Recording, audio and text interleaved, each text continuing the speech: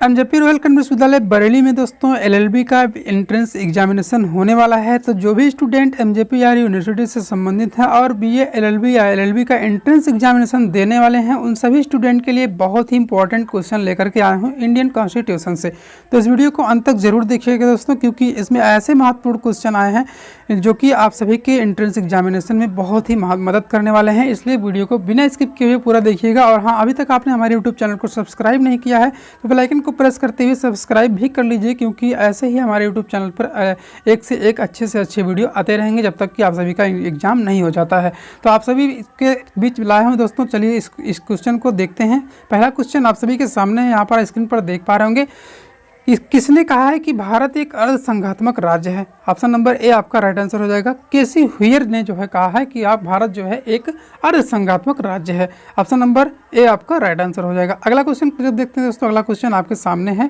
Question number 2 यहाँ देख पा रहे होंगे, निम्नलिखित में से कौन भारतीय राज्य व्यवस्था में सर्वोच्च है? तो यह ऑप्शन नंबर आपका बी राइट हो जाएगा। संविधान जो है हमारे भारतीय राज्य व्यवस्था में सर्वोच्च है। ऑप्शन नंबर बी आपका राइट आंसर हो जाएगा। अगला क्वेश्चन देखते हैं। अगला क्वेश्चन आपके सामने है दोस्तों, न्यायिक पुनरावलोकन यानी कि जुडिशियल रिव्यू जिसे बोलते हैं, उसका विचार किस देश के संविधान से हमारे देश में लिया गया है? तो ये दोस्तों आप हमारे देश में अमेरिका के संविधान से लिया गया है। ऑप्शन नंबर सी आपका राइट आंसर हो जाएगा। दोस्तों एक एक क्वेश्चन ध्यानपूर्वक देखिएगा, क्योंकि आप सभी के एलएलबी का जो एंट्रेंस एग्जामिनेशन होने वाला है उसमें बहुत ही महत्वपूर्ण भूमिका निभाएगा, क्योंकि यहाँ से एक ना एक क्वेश्चन तो आपके प्रश्न पत्र में पूछा ही जाएगा। एक से दो क्वेश्चन आपके प्रश्न पत्र में निश्चित पूछा जाएगा, क्योंकि यहाँ से जो मैंने एग्जाम क्वेश्चन लिया है बहुत ही इंपॉर्टेंट है। यहाँ से 2 क्वेश्चन जरूर पूछा जाता है, इसलिए आप सभी ध्यानपूर्वक इस क्वेश्चन को देखिएगा।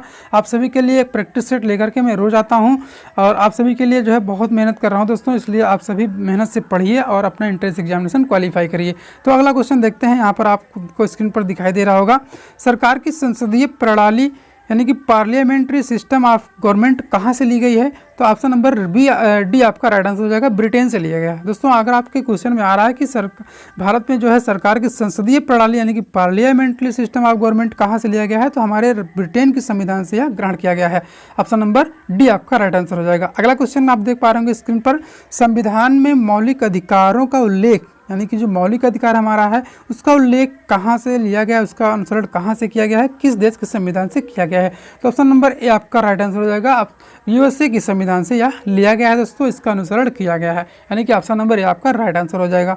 अगला क्वेश्चन देख पा रहे होंगे आप स्क्रीन पर, नीति निर्देशक सिद्धांत किस देश के संविधान से प्रेरित है? यानी कि हमारे देश में जो नीति निर्देशक सिद्धांत लागू हुआ है वह किस देश के संविधान से लिया गया है? तो ऑप्शन नंबर सी आपका राइट आंसर हो जाएगा, आयरलैंड की संविधान से लिया गया है। नीति निर्देशक सिद्धांत आयरलैंड के संविधान से लिया गया दोस्तों, इस बात को ध्यान रखिएगा, बहुत ही इंपॉर्टेंट क्वेश्चन है। अगला क्वेश्चन आपके सामने यहाँ पर देख पा रहे होंगे, मौलिक कर्तव्य का विचार कहाँ से लिया गया है? ऐसे ही दोस्तों जितने भी हमारे संविधान में अलग अलग विचार लिए गए, अलग अलग व्यवस्थाएं जो लागू हुई हैं, कहीं ना कहीं किसी देश के संविधान का अनुसरण किया गया है, इसीलिए यहाँ से क्वेश्चन इंपॉर्टेंट हो जाता है आप सभी के एग्जाम के लिए। तो आप सभी इस क्वेश्चन को, इस प्रैक्टिस को पूरा ध्यान से देखिएगा, यहाँ से 2 क्वेश्चन जरूर पूछे जाएंगे, श्योर है। तो अगला क्वेश्चन आप देख पा रहे होंगे स्क्रीन पर, मौलिक कर्तव्य का विचार कहाँ से ले गया हमारे भारत देश में? तो आप देख पा रहे होंगे स्क्रीन पर, ऑप्शन नंबर ए आपका राइट आंसर हो जाएगा, रूस के संविधान से मौलिक कर्तव्य का विचार लिया गया है। ऑप्शन नंबर ए आपका राइट आंसर हो जाएगा। अगला क्वेश्चन आप देख पा रहे होंगे स्क्रीन पर, संघ और राज्यों के बीच शक्तियों का विभाजन किसकी प्रेरणा पर आधारित है? तो संघ और राज्यों के बीच में जो हमारे देश में शक्तियों का विभाजन हुआ है वह जो है कनाडा देश के संविधान से प्रेरित है। ऑप्शन नंबर सी आपका राइट आंसर हो जाएगा।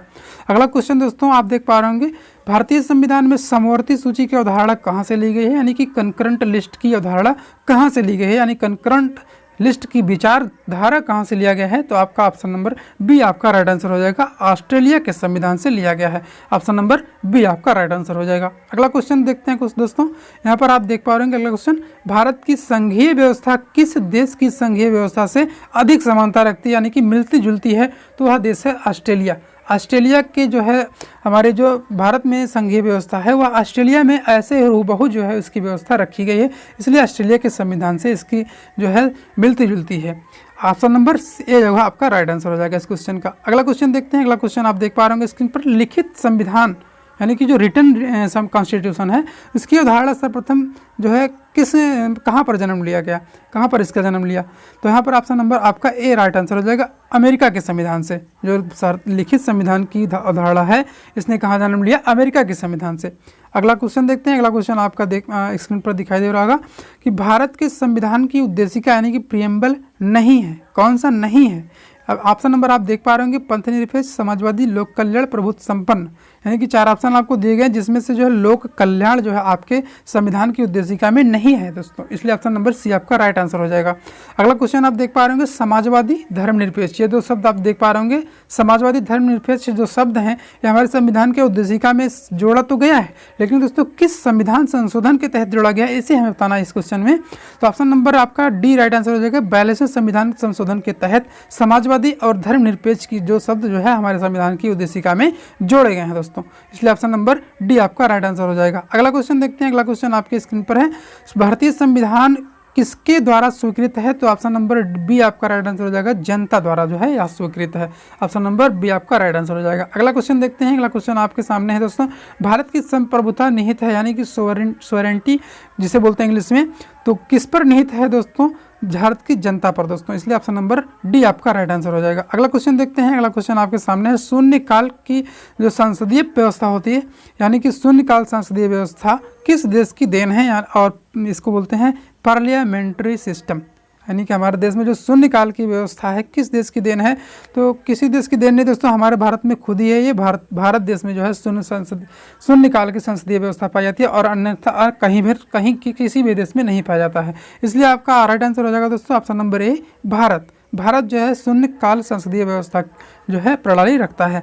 ऑप्शन नंबर ए आपका राइट आंसर हो जाएगा। अगला क्वेश्चन देख पा रहे होंगे आप स्क्रीन पर, न्यायिक पुनर्विलोकन की व्यवस्था यानी कि जुडिशियल रिव्यू जिसे बोलते हैं इंग्लिश में जुडिशियल रिव्यू, न्यायिक पुनर्विलोकन की व्यवस्था जो है कहाँ पर है, क्या भारत में है केवल, या फिर यूएसए में है, या फिर केवल यूके में है, या फिर भारत और यूएसए दोनों में है। तो दोस्तों ऑप्शन नंबर डी आपका राइट आंसर हो जाएगा, भारत और यूएसए में दोनों जो है न्यायिक पुनर्विलोकन की व्यवस्था पाई जाती है, इसलिए ऑप्शन नंबर डी आपका राइट आंसर हो जाएगा।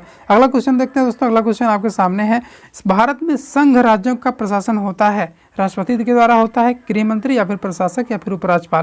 दोस्तों बहुत ही ध्यानपूर्वक इस क्वेश्चन को पढ़िएगा, नहीं तो गलत कर सकते हैं आप, क्योंकि इंडियन टेरिटरी जो स्टेट होते हैं उनके लिए उपराज्यपाल की व्यवस्था होती है, लेकिन आप यहाँ गलत कर सकते हैं, उपराज्यपाल का टिक कर सकते हैं। इसलिए आप सभी को बताना चाहता हूँ कि जो संघ राज्य बोला जा रहा है इसे बोलते हैं केंद्र, यानी कि जो केंद्र प्रशासन होती है इसे बोला जा रहा है कि संघ राज्य का प्रशासन कौन करता है। तो आपको पता है कि राष्ट्रपति शासन जब लागू होता है तो उसे संघ राज्य बोला जाता है, संघ राज्य का प्रशासन, इसलिए ऑप्शन नंबर ए आपका राइट आंसर हो जाएगा, भारत में संघ राज्य का प्रशासन राष्ट्रपति द्वारा होता है। अगला क्वेश्चन देख पा रहे होंगे आप स्क्रीन पर, आंध्र प्रदेश से एक भाषाई राज्य के रूप में गठित किया गया, किस वर्ष किया गया दोस्तों, ऑप्शन नंबर सी यानी कि 1953 में जो है आंध्र प्रदेश भाषाई राज्य के रूप में गठित किया गया है, इसलिए ऑप्शन नंबर सी आपका राइट आंसर हो जाएगा।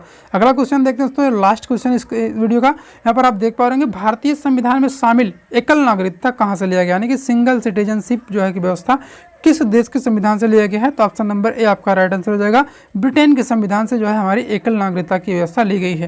दोस्तों आशा करते हैं आप सभी को वीडियो अच्छा लगा होगा, अगर अच्छा लगा हो तो वीडियो को शेयर कीजिए, लाइक कीजिए, अपने दोस्तों के साथ भी जो है इसको शेयर करते रहिए खूब, जिससे कि वीडियो हमारा आगे बढ़ता रहे और सभी स्टूडेंट को लाभ इसका मिलता रहे।